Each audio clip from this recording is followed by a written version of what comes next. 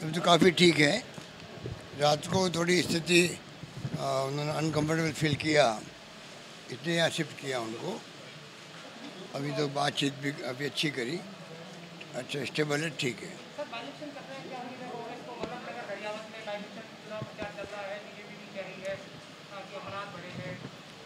BJP तो वहाँ मेरे ख्याल से 4th नंबर पे चल रही है।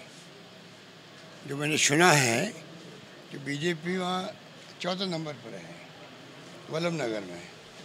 इसलिए वो थोड़ा बौखलाए हुए हैं, तो इसलिए बयानबाजी करते रहते हैं। हम तो अपना काम करते हैं। हम तो जो हमारे काम हमने किए हैं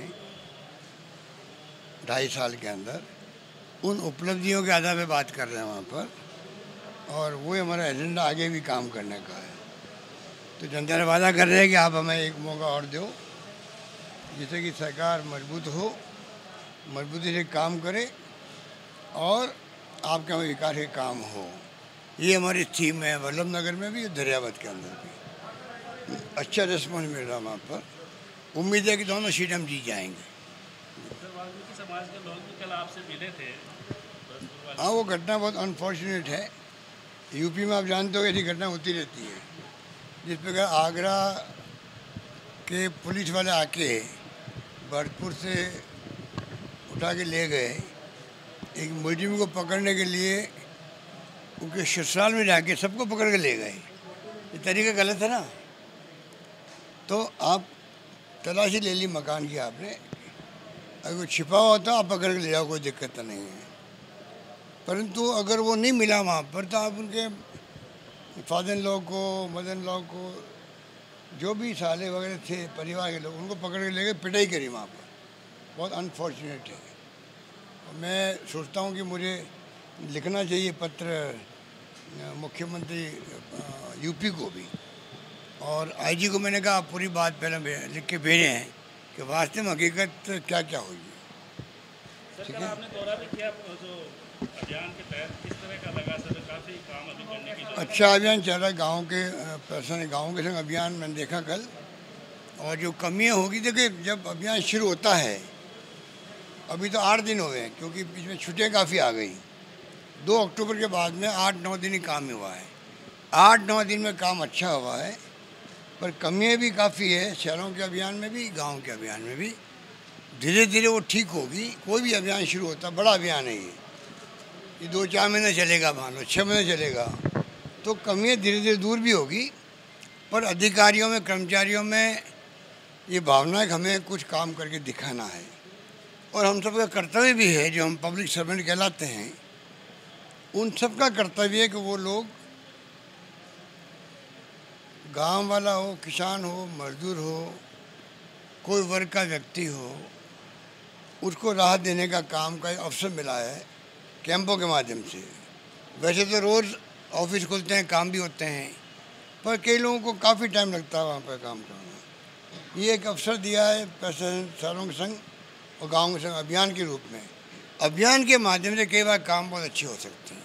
वो हमारा प्रयास है कि लोगों को राहत मिले। सर, कल आपने कहा कि मोदी सरकार अभी भी बाज नहीं आ रही है लोगों पे, जो विपक्षी है उन पे हमला कराने के लिए, चाहे विभिन्न एजेंसी। वो तो पूरे देश के अंदर जहाँ जहाँ चुनाव होते हैं, तो इनका एजेंडा है कि यही पहले मैसेज जाते हैं वहाँ पर अधिकारियों को, सीबीआई को, इनकम टैक्स को, ईडी को, किस प्रकार से आपको चुन चुन करके वहाँ पर मैसेज देना, लोग घबरा जाए। ये इनकी टैक्टिक्स है। जब से चुनाव जीत के आए हैं, तब से नई परंपरा शुरू कर दी, जो कि अनफॉर्चुनेट है। और लोगों में फिर भय होता है, और माहौल ऐसा बनता है कि सफोकेशन का माहौल बनता है, सफोकेशन का।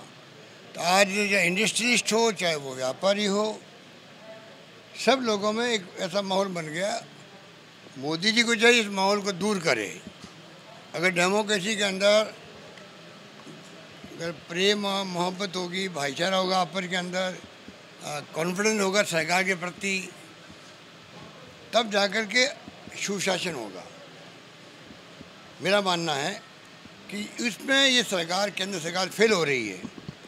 मोदी जी प्राइम मिनिस्टर है, सबसे बड़ी जिम्मेदारी उनकी है कि वो पूरा मॉनिटर करे कि वास्तव में जो मीडिया में आर्टिकल आ रहे हैं, कुछ मीडिया वाले सच्चाई बता भी रहे हैं, कुछ मीडिया ठाकुरस्वादी बात करते हैं, इसलिए वो बता नहीं पाते हैं।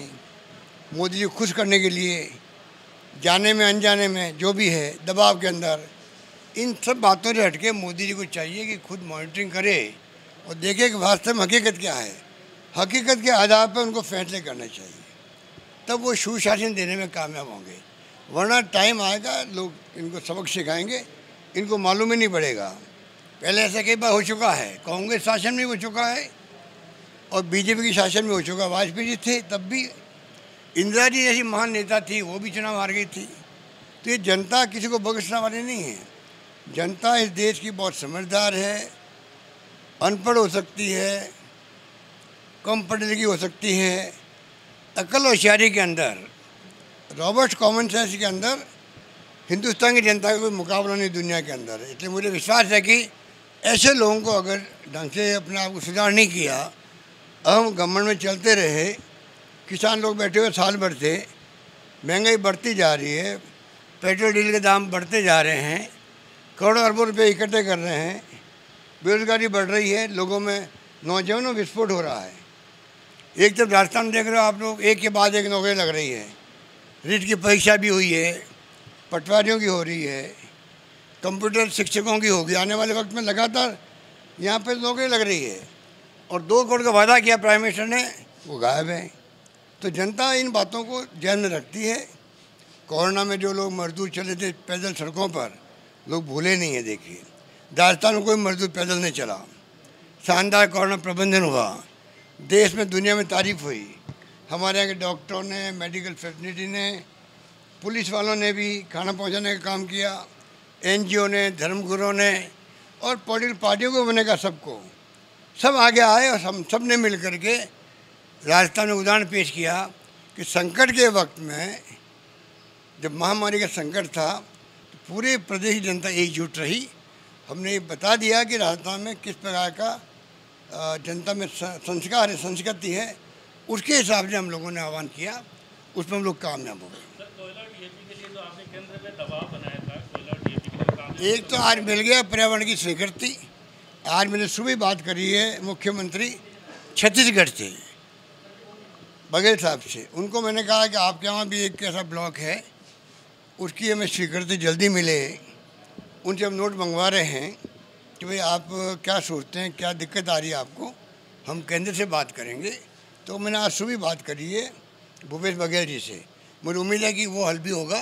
तो जितनी प्रॉब्लम पूरे उत्तर भारत में हुई थी राज्यों में, उसके मुकाबले में राजस्थान में हमने काफ़ी कुछ कंट्रोल किया और उसके कारण से कटौती बहुत कम हो रही है यहाँ पर। उम्मीद करते हैं भविष्य में भी हम लोग कामयाब होंगे।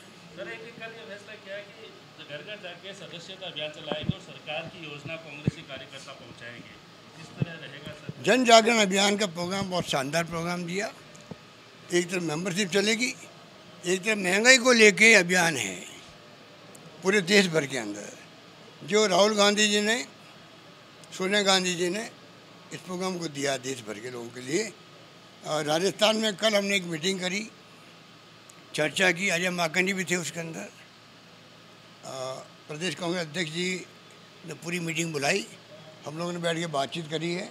उम्मीद करते हैं कि नवंबर के अंदर इस अभियान को बहुत ही इफ़ेक्टिव तरीके से लागू करवाएंगे, जिससे कि महंगाई का मुद्दा केंद्र की नज़र में आए। अभी तो दुर्भाग्य से था, तो ना तो महंगाई का मुद्दा, ना बेरोजगारी का मुद्दा वो केंद्र सरकार के एजेंडा में नहीं है। तो हम चाहते हैं कि किस प्रकार दबाव, विपक्ष का धर्म है कि दबाव देके किस प्रकार से सरकार में बैठे हुए लोगों को जगाएं कि जनता त्राही त्राही कर रही है बिजली की समस्या को लेके भी, और जो मैंने कहा आपको महंगाई का मुद्दा हो, बेरोजगारी का मुद्दा हो।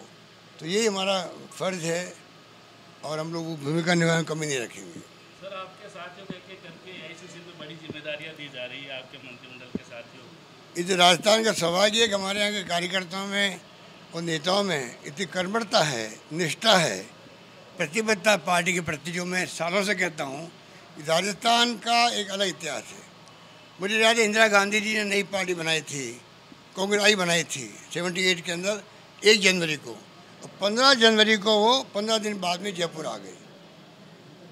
उस अंदाज कर लीजिए कि 15 दिन के बाद में, पार्टी बनने के बाद में उनका जयपुर आना ये क्या मैसेज देता। तो उस रंग का हमारा कैडर यहाँ का है, इसलिए बाबा जितेंद्र सिंह जी महामंत्री पहले से थे, रघु शर्मा जी को जिम्मेदारी दी गई, हरीश चौधरी जी को दी गई है, धीरज गुजर जी हैं, और साथ में हमारे कुलदीप इंदौरा जी हैं। तो काफ़ी लोग राजस्थान के जो है पार्टी संगठन में काम कर रहे हैं। और आप समझ सकते हैं कि ये धारणा इसलिए बनी हुई है AICC के अंदर कि राजस्थान के लोगों को कार्यकर्ताओं की जिम्मेदारी दी जाती है, वो पूरी निष्ठा के साथ में, ईमानदारी के साथ में और प्रतिबद्धों के निभाते हैं। इसलिए राहुल गांधी जी ने जिम्मेदारी उनको दी है। सर, तो आप दिल्ली आने के बाद कई अफवाहें आई थी राहुल गांधी को लेकर कि मीटिंग हुई है, वही आप अफवाहें तो जब तक मंत्रिमंडल का गठन नहीं होगा, पुनर्गठन नहीं होगा, तब तक अफवाहों के खेल में मीडिया फंस गया है। मीडिया जो है समझ नहीं पा रहा है, वो टेबल न्यूज़ बनाता कई बार। तो अब मैं उस दिन, वो कौन सी तारीख, 16 तारीख थी, 16 तारीख को मेरी कोई मुलाकात हुई नहीं राहुल गांधी जी से। जो हम लोग सुबह मिले थे वर्किंग कमेटी में, आई क्या जरूर हुआ होगा, बाकी मुलाकात कहीं नहीं हुई। शाम को तो सवाल ही पैदा नहीं होता है। मीटिंग हो रही है हमारी एक कमेटी की, जिसमें प्रियंका गांधी जी थी, KC वेणुगोपाल थे और अजय माकन जी थे। और जो स्टोरी मैंने पढ़ी अखबारों में, मुझे बड़ी शर्म आती है कि मीडिया कहाँ जा रहा है। अखबार वाले, ये राष्ट्रदूत की बात करूँ मैं, इनके मालिक जो पहले थे बुजुर्ग, उनका एक नाम था, और राष्ट्रदूत से कई लोग निकले हुए बाहर। आज़ादी के बाद में भी, पहले भी भूमिका थी इनकी, और इस रूप में निकले हुए हैं कि मैं समझता हूँ कि बड़े बड़े पत्रकार बने हैं। और वो राष्ट्रदूत जो धज्जियाँ उड़ा रहे, अपनी बेइज्जती करवा रहे पब्लिक के सामने, फर्जी न्यूज़ें प्लांट करवा रहा है। हेडलाइन में आती है न्यूज़ें, पहले मैं कई बार उदाहरण दे चुका हूँ आपको। ऐसा माहौल बनाते हैं प्रदेश के अंदर कि प्रदेशवासियों को खुद को लगता है कि उनको शर्म आती है कि ऐसा अखबार भी राजस्थान में है जो कोई दूर दूर का वास्ता नहीं हो तथ्यों में, तब भी न्यूज़ लगाते हैं वो लोग। इस प्रकार का जो इनकी हरकतें हैं राष्ट्रदूत की, इनके संपादकों की, इनके मालिकों की, मैं कहना चाहूँगा कि प्रेस काउंसिल ऑफ इंडिया को इसका कॉग्निशन लेना चाहिए, ध्यान रखना चाहिए कि राजस्थान में ऐसा अखबार भी है जिसकी कोई प्रचार संख्या नहीं है।